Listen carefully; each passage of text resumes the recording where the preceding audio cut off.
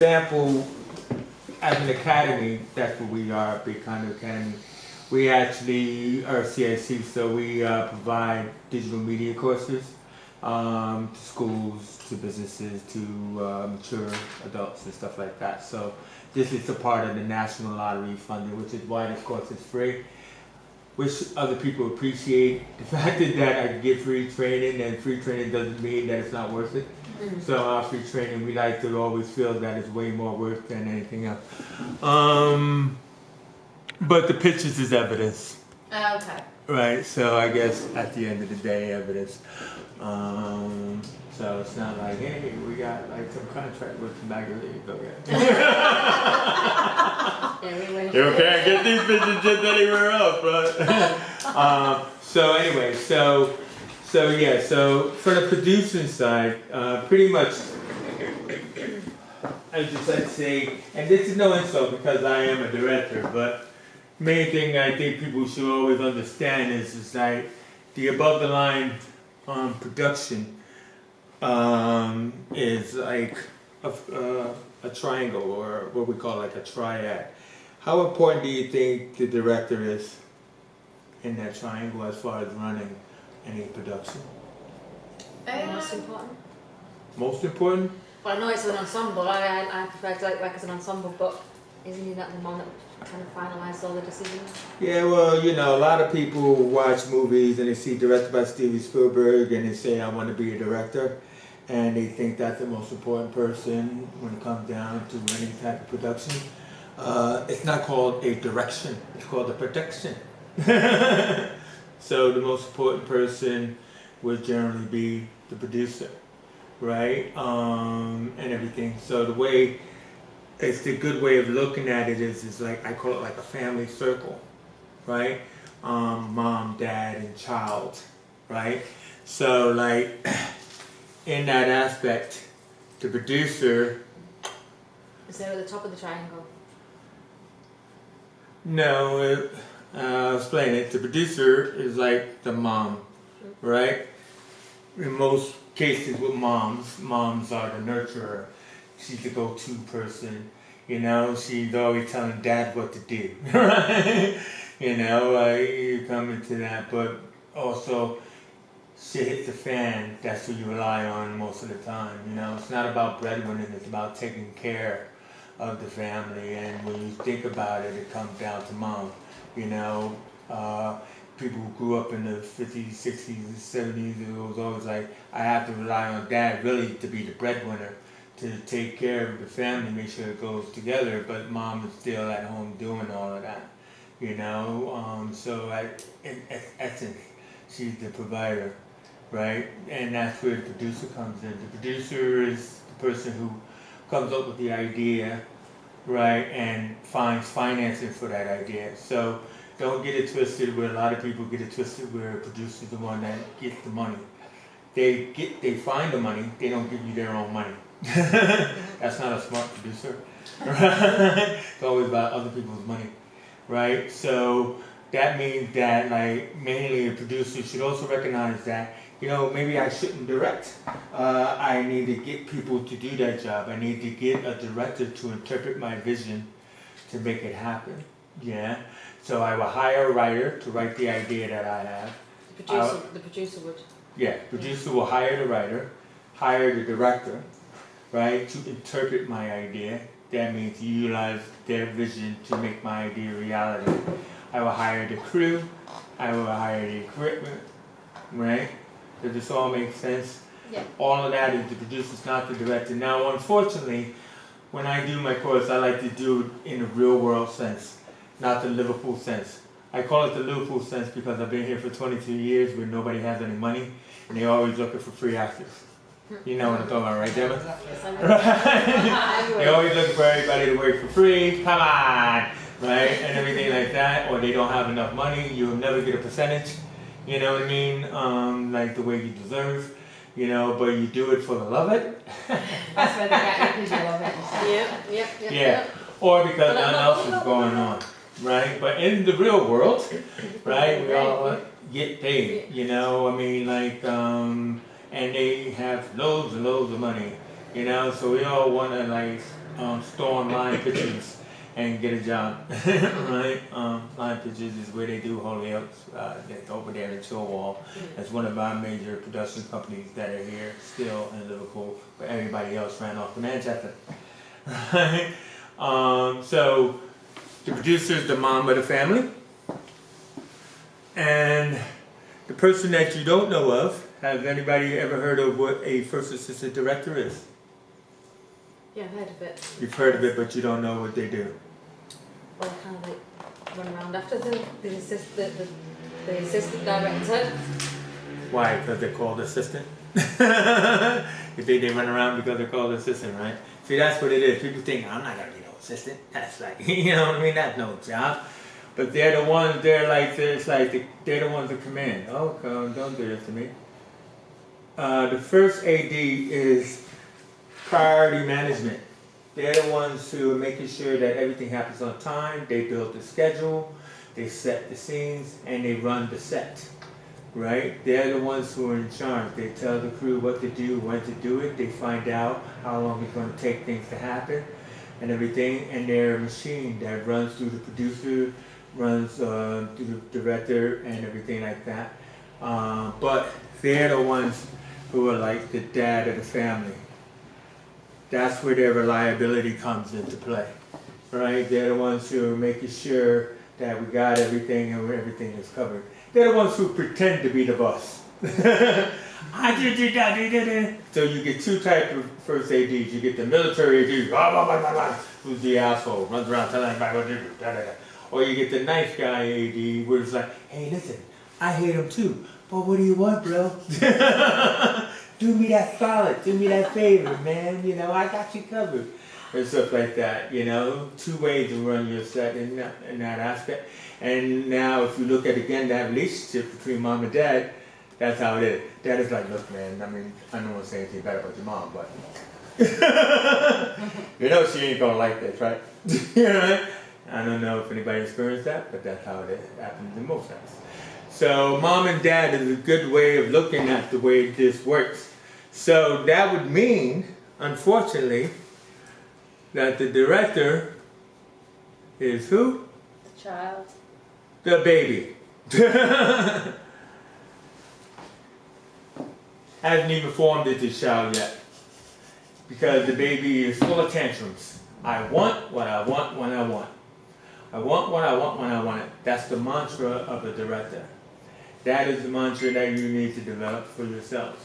And that is why you either go the asshole route or the nice guy route. Right? You can either be nice guy Eddie or you can be an asshole. I want what I want when I want it. I can let everybody know I'm an asshole, or I can let the AD push it forward. An asshole, but they know what they're doing. Right? So it's the job of the producer and the first AD to take care of the baby. So when I said about the triad, or the triangle, where you say is the director at the apex, it's kind of like if you study writing, like the Aristotle form of writing, if you study that, they'll tell you that in that triangle, when it goes down, it's a tragedy. When it goes up, it's a happy ending. Right? So this is how this triangle is. At the bottom, going down, is the director. Now that doesn't mean the director is not important. Trust me, I'm not saying that. Because you're full of self-importance. It is all about your vision. Which means that if their job is to serve you, that's what they have to do, serve you and what you want.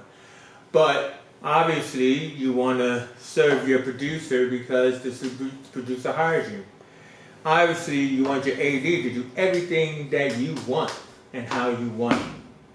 Please tell me this makes sense. Yeah. It's the way I look at it, as far as if you look at it as a family dynamic, it helps you understand how people relate to one another. But unfortunately, in the Liverpool sense of making projects, they don't have a clue because nobody knows what a first AD is. Everybody hires their girlfriend as their producer, and the director does everything. They edit because they know how to use the computer, right? And they shouldn't. You should not touch the job of anybody else. As a director, your job is one job, and that is vision. You have a vision, interpret your vision. right? When you're on set, all you're supposed to focus on is the actors. Blocking, right? That's your one and only job. But in the Liverpool sense of things, nobody got any money, so that means you produce, you direct, and you edit your films. You get your friends to help out, right? And you do that. You hire your girlfriend, and like you don't even know what the first AD is, so you haven't even bothered. But without the first AD to plan your shoot, nobody knows what you're doing. And what do? They leave your shoot after 2 to 3 days, right? That's why, as a professional first AD that I have been making films and music videos, I always calculate it, and I've come down to the paradigm that on the 3rd day, that's when hell breaks loose, right? As a first AD, somebody, you want to hire me? Okay, yeah, that's great, you know, da-da-da-da-da. And they love me first day. Wow, man, this is awesome. 2nd day, why is everybody listening to him and not to me? Because they either think you're an asshole or a baby, right? And everything. And their job is not to listen to you. Their job is to listen to him. My job is to make sure everything you've asked me to do is done.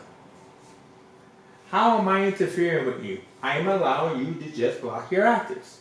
Why worry about what the lighting people are doing over there? Why worry about the grips and electrics that are smoking ciggies by the truck talking about you? Why worry about how cute that actress is? Do that on your own time, right? But the main thing about it is, right, the first AD's job is to take all of that off of you, like your buffer zone. And if you don't have one, think about how confused you are when you're on set and everybody comes to you to ask you, what do I do here, what do I do there? Right?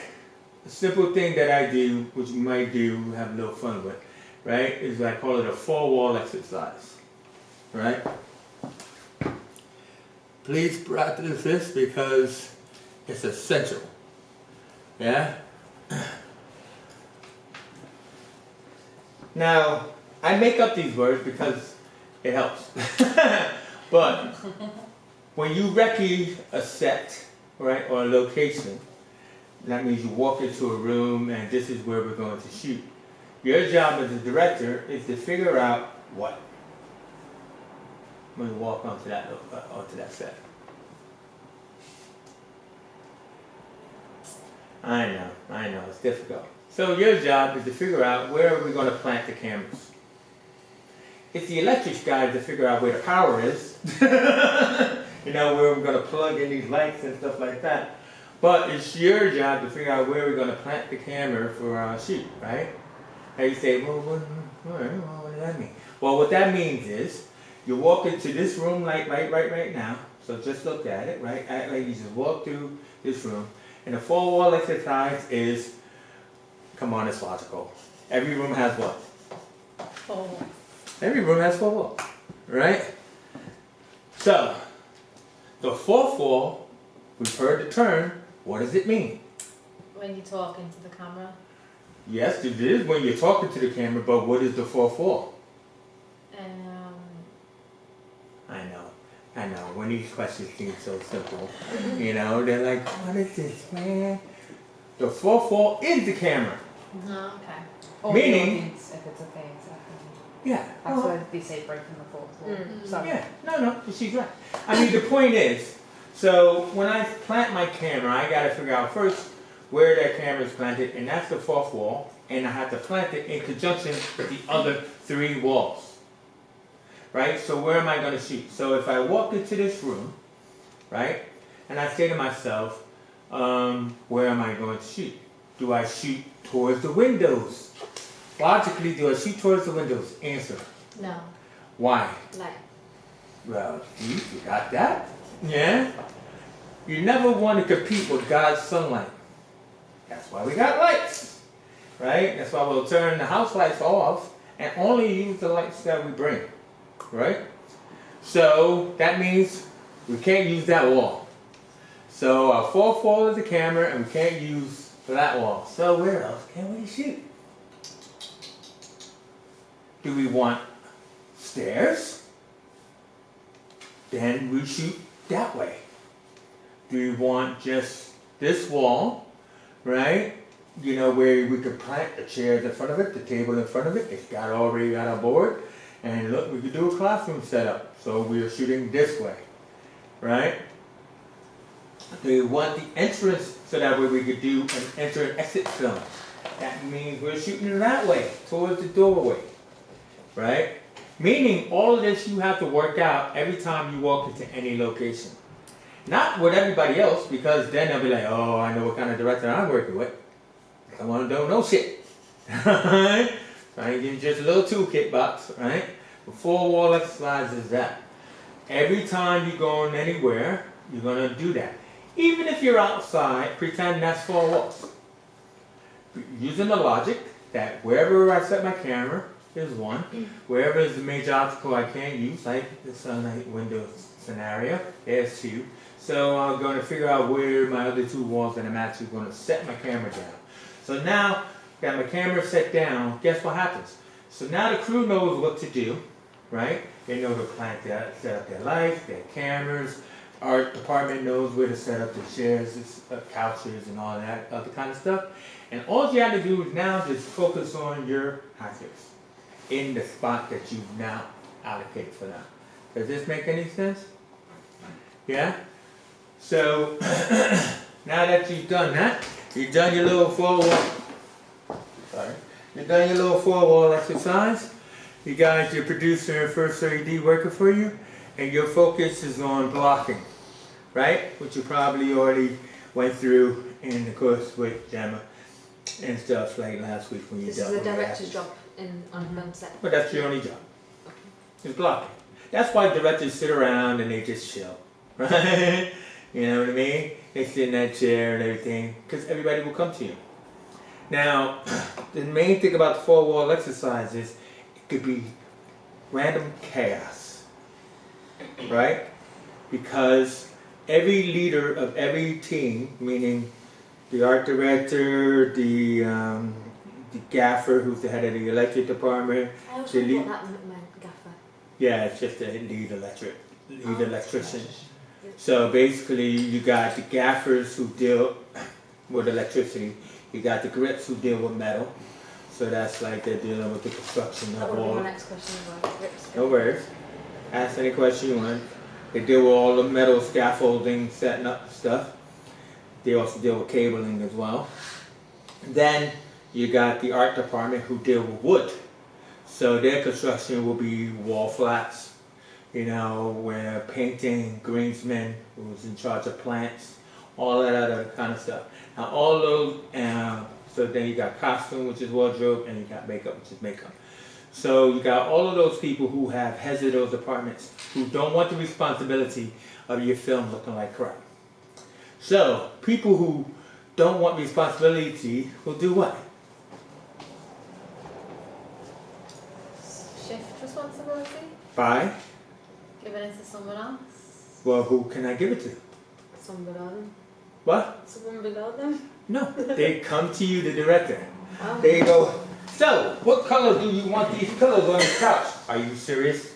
We only have 1 set of pillows. Yeah, but what color? Where do you want them placed? What? Can't you figure that out for yourself?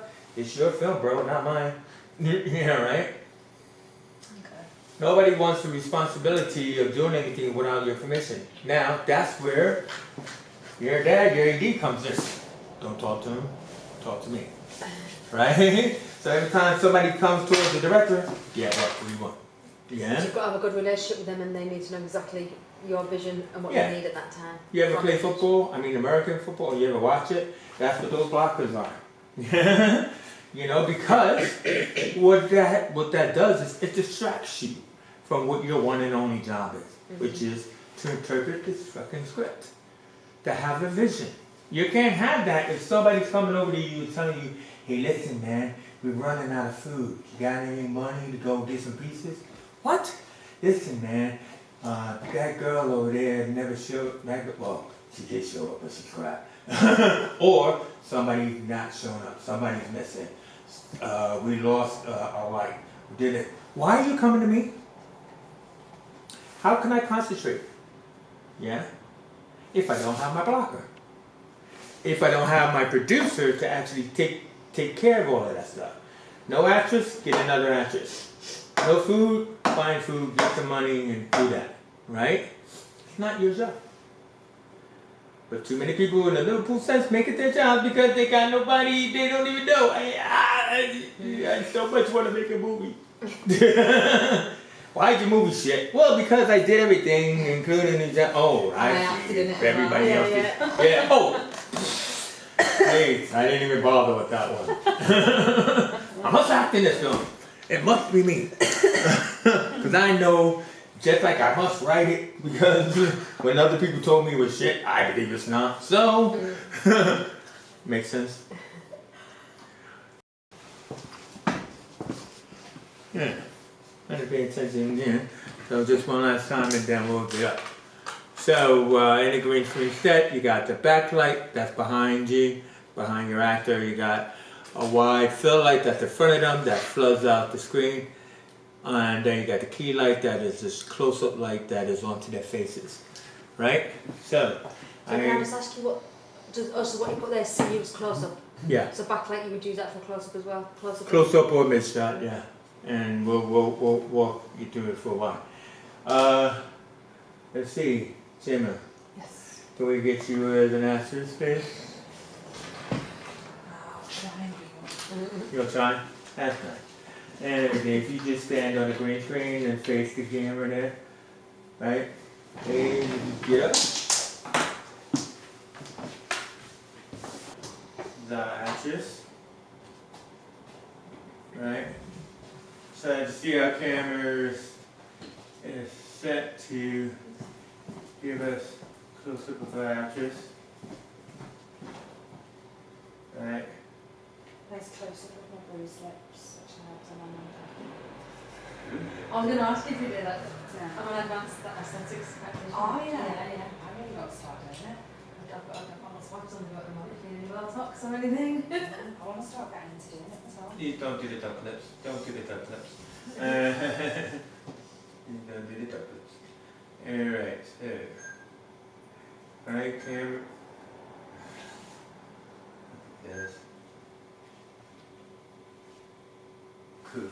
So, as I just described it to you guys, where is the backlight? We haven't got a backlight. Oh yeah, we have these lights here. Oh, so we need to put it in place, you mean? Yeah. Okay. No. Okay. No. What light is that? Fill light. That's the fill light. Key light. Backlight over there. This one? This one. Yeah. So we need to move that over there. How would I know that that's a backlight though? Only because it's movable to place it over there. Try not to drop it. I trust you. Alright, that's why I'm holding it. I trust you. That's why I'm holding it. Okay. It's expensive equipment, isn't it? I know it doesn't look good, but. Alright, so. Turn these lights house lights on. So, Rachel, right? Yeah. You set the key light? Yeah. That's the key light there. Yeah. Okay, you set it? Oh. Too close. Nope. Huh? Nope. What did I say it was? Like, Or close up. oh. It's not about it being close up, but it's about it being on where? On the close up. It's on. So we need Alright, don't worry about it. pull this down? Nope. It's on your actress. Straight on. Okay. Right? Straight on. Okay?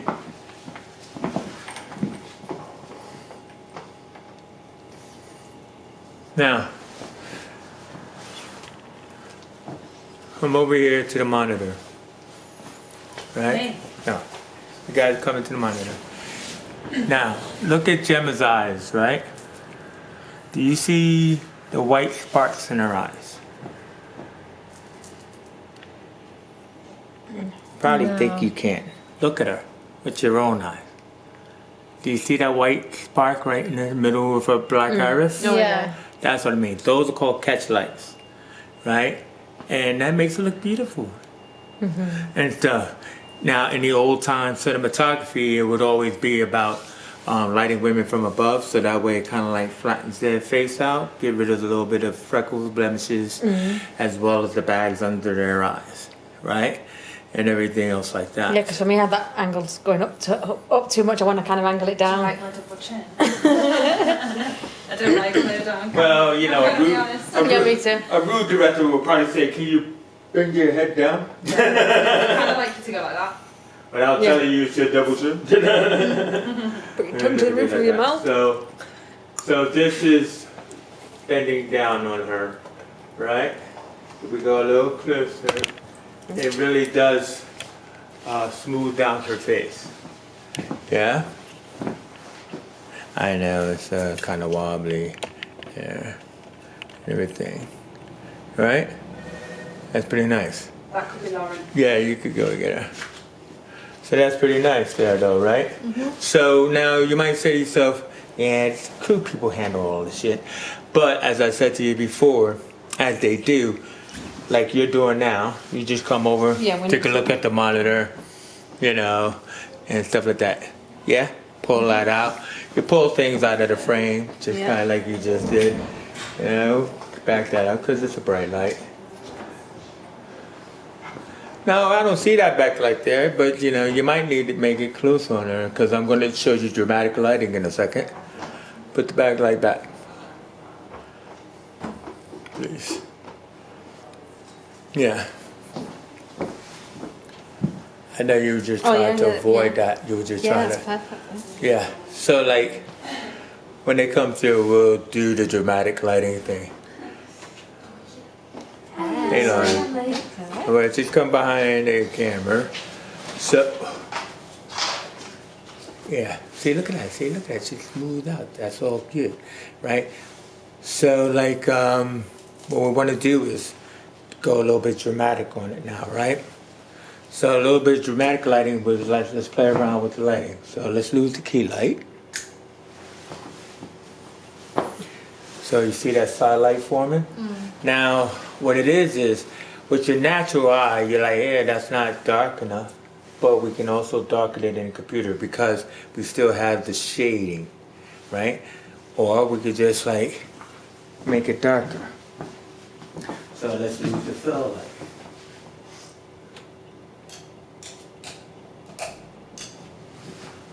Right? So now that we lose the fill light, look at that. Whole different movie. Yeah. Right? Go ahead. You want to take a picture? Of the different screens on what you had. Yeah, you could take a picture. Please do. Send them to me. But like, so in that aspect though, we got this really nice dramatic dark lighting, side lighting, and everything. So the mood changes by where you place the light. Yeah? And stuff. So if we want to, we're not going to do it, but if we like, hey, let's put the lights around. If we like lose the backlight, you know, and all that other kind of stuff.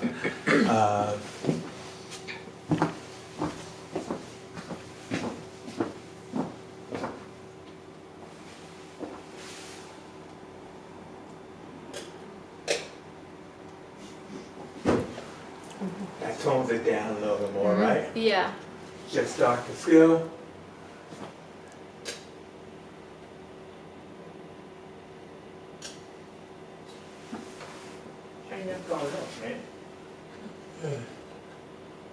Oh, there. Nothing at all. No. Can't see anything on the screen. She's a pitch black.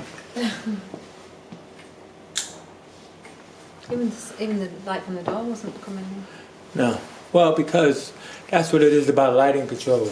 Like when you're using house lights, you don't want to use them because they have a different temperature. But also, this also gives us a different mood. It brings out the shadow in the back as well, right? Especially if I put that on and everything. What are we, putting you to sleep?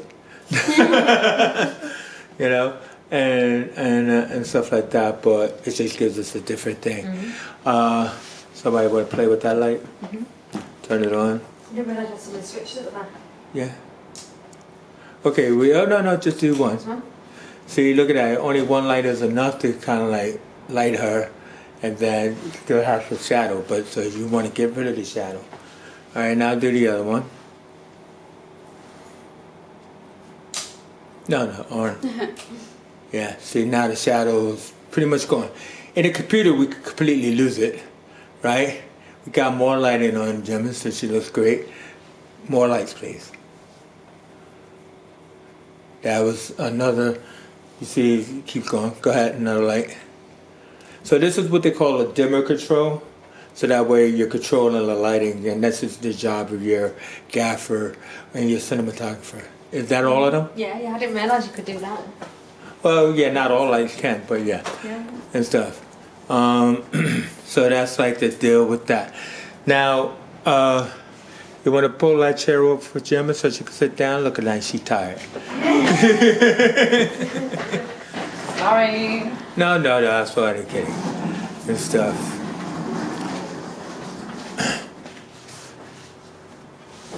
Okay, so now basically we're using this as like a green screen now, right? Where, I'm gonna wind this out a little bit.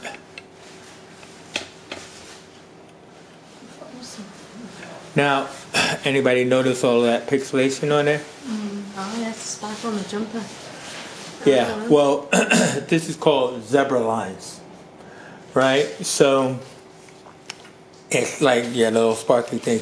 It's how light it's hitting. So because the jumper has all these flecks on it, it's reflecting the light. So no matter what outfit somebody puts on, it'll do it in different ways and stuff like that. So it doesn't show up on the actual edit, but it's just like for the guys like the DP and, you know, the gaffers to know that that's what's there.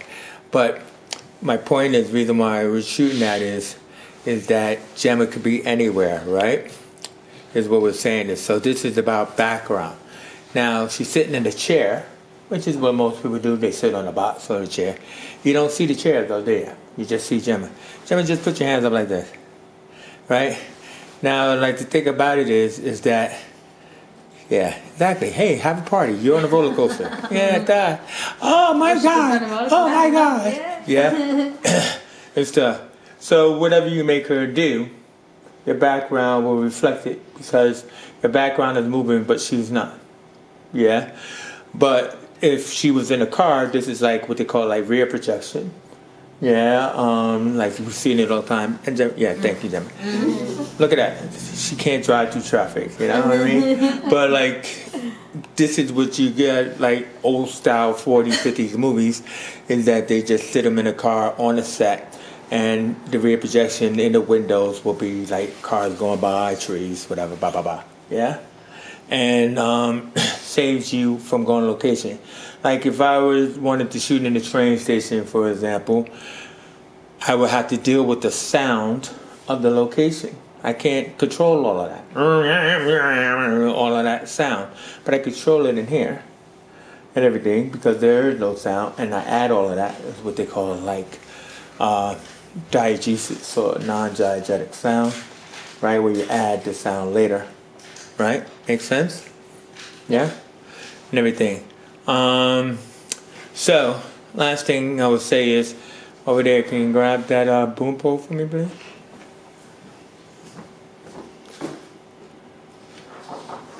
So, for the sake of this technical exercise, you alright? Yeah, I know. Look at that. One job. She got one job. Right. Thank you. Alright, give it a Rachel. And then grab the dead rat right there. Yeah. So, this is called a taskum. Right? Everything like that. So, Rachel, just go in close to that. No, don't connect it. It's not going to matter. Just going close with that. So this is the taskum, right? So yeah. Now, as I often say to people, can somebody check that camera's on and make sure it turns it towards us? Lauren, turn that camera towards us over there. What camera? That camera over there in the corner over there. Turn it towards us. Make sure it's on. It's not on. Okay, just press the red button on top of the camera. There you go. Is it looking at us?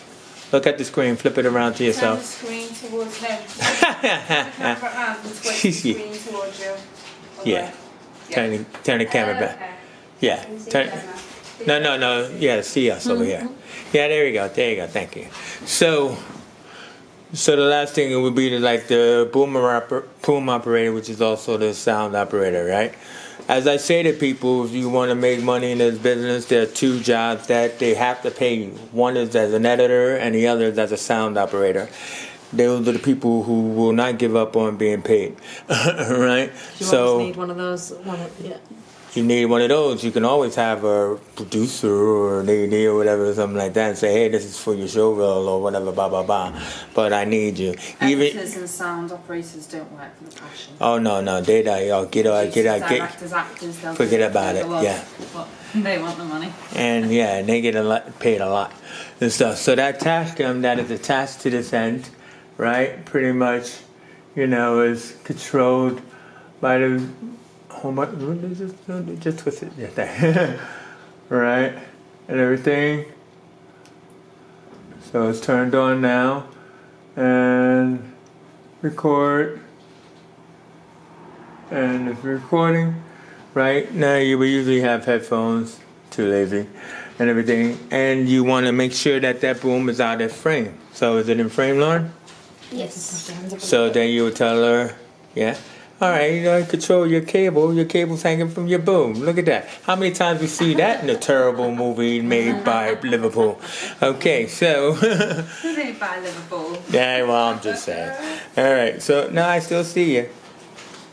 All right, yeah, I know. Now this is why you hate this job, because I gotta hold this. How long do I gotta hold this like this? Hey, shut up! You're getting paid.